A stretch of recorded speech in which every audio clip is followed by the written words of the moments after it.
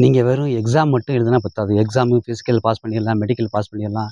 நமக்கு வேலை கிடைச்சிரும் அப்படின்னு நினைச்சோம் அப்படின்னா, அது வந்து மினிமம் வந்து கான்ஸ்டபிளுக்கு மட்டும் தான் செட் ஆகும். நம்மளோட பெர்சனல் இன்டர்வியூன்னு ஒரு விஷயம் இருக்கு. எல்லாம் கேட்டிருப்பீங்க. பெரிய பெரிய போஸ்ட்டுக்கு போம்போது, இன்னைக்கு அத பத்தி தான் பேச போறோம். நம்ம செலக்ஷன் ஆனதுக்கப்புறம் நம்மளோட பிஹேவியர் எப்படி இருக்கு? என்னென்ன வாட்ச் பண்ணுவாங்க அதிகாரிகள்? அப்படிங்கிறத ஃபுல்லா பார்ப்போம் வாங்க.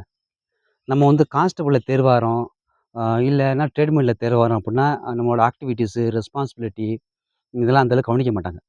இப்ப நீங்க அத தவிர்த்து, நீங்க வந்து பெயர்களுக்கு ஆசைப்படுறீங்க. அதாவது ஏசி, அசிஸ்டன்ட் கமாண்டன்ட், அதாவது சிஏபி ஃபுல் அசிஸ்டன்ட் கமாண்டன்ட்டோ, இல்ல பெரிய பெரிய அதிகாரிக்கு ஆசைப்படுறீங்க. மினிமம் எஸ்ஐ ஆக்க ஆசைப்படுறீங்க அப்படின்னா, அதுக்குன்னு சில தகுதிகள் இருக்கு.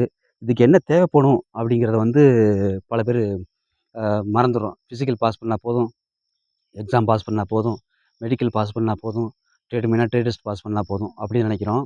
இதெல்லாம் தாண்டி உயர் அதிகாரிகள் வந்து நம்மள வந்து எந்த மாரி வாட்ச் பண்ணுவாங்க, எந்தெந்த இதெல்லாம் நோட் பண்ணுவாங்க அவங்க கேட்டீங்க அப்படின்னா, நம்ம பேசுற ஸ்டைலு, நம்மளோட ஆட்டிட்யூடு, நம்ம எப்படி பேசுறோம், எப்படி நடந்துக்கிறோம், என்னென்ன முக்கியமான விஷயங்கள்லாம் அ நம்ம வந்து கவனிக்கிறதில்ல. ஏன்னா நமக்கு நமக்கு மெயின் வந்து பிசிக்கல் பாஸ் பண்ணணும், எக்ஸாம் பாஸ் பண்ணா போதும், வேலை கிடைச்சிருங்கிற மனநிலைமையில இருக்கோம். நீங்க இத வந்து கான்ஸ்டபிளுக்கு ஒத்து வரும். நீங்க எஸ்ஐக்கு மேல நீங்க ட்ரை பண்றீங்க அப்படின்னா, இந்த திறமையெல்லாம் வளர்த்துக்குங்க. திறமைன்னு கேட்டீங்க அப்படின்னா, உயர் அதிகாரிகள் வந்து பெரிய பெரிய ஆஃபீசர்ஸ் வந்து நம்ம எதிர்பார்க்காத விஷயத்தெல்லாம் நோட் பண்ணுவாங்க.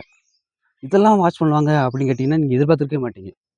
அதான் ஃபர்ஸ்ட்டுன்னு பார்த்தீங்க அப்படின்னா, நீங்க நிக்கிற ஸ்டைலு. நீங்க நிக்கிற ஸ்டைலு எப்படி நிக்கிறீங்க அவங்க முன்னாடி அப்படிங்கிறத கண்டிப்பா வாட்ச் பண்ணுவாங்க.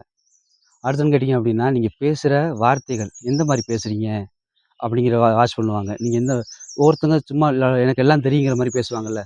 அந்த மாரிலாம் பேசுனீங்கன்னா, ஆ அப்பயே முடிவு பண்ணிடுவாங்க. என்ன ரொம்ப லொடலொடன்னு பேசுறான் அப்படின்னு. அ ரொம்ப கம்மியா பேசக்கூடாது. என்ன கேட்குறாங்களோ அதுக்கு மட்டும் பதில்.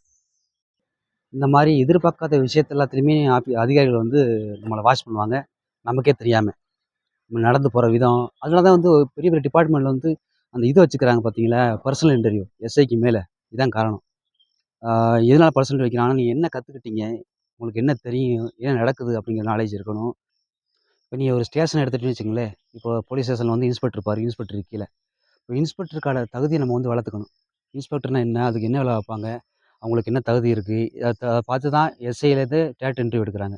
அந்த மாரி பல விஷயங்கள் கத்துக்குங்க. மேனேஜ்மென்ட் நிர்வாகம். இப்ப நீங்க பெரிய போஸ்ட்டுக்கு ஆசைப்பட உங்களுக்கு வந்து பல விஷயத்த நீங்க கத்துக்கிட்டு தான் ஆகணும்.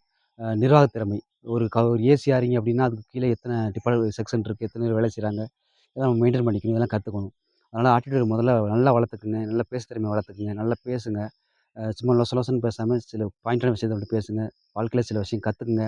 இத மிஸ் பண்ணிட்டீங்க அப்படின்னா, நம்ம ஒவ்வொரு விஷயத்தையும் நம்ம பர்சனாலிட்டில பாதி பேர் ஃபெயில் ஆகுறதுக்கு காரணமே அதான். அதனால கண்டிப்பா இதெல்லாம் வளர்த்துக்குங்க. அடுத்த வீடியோல சந்திப்போம். நன்றி, வணக்கம்.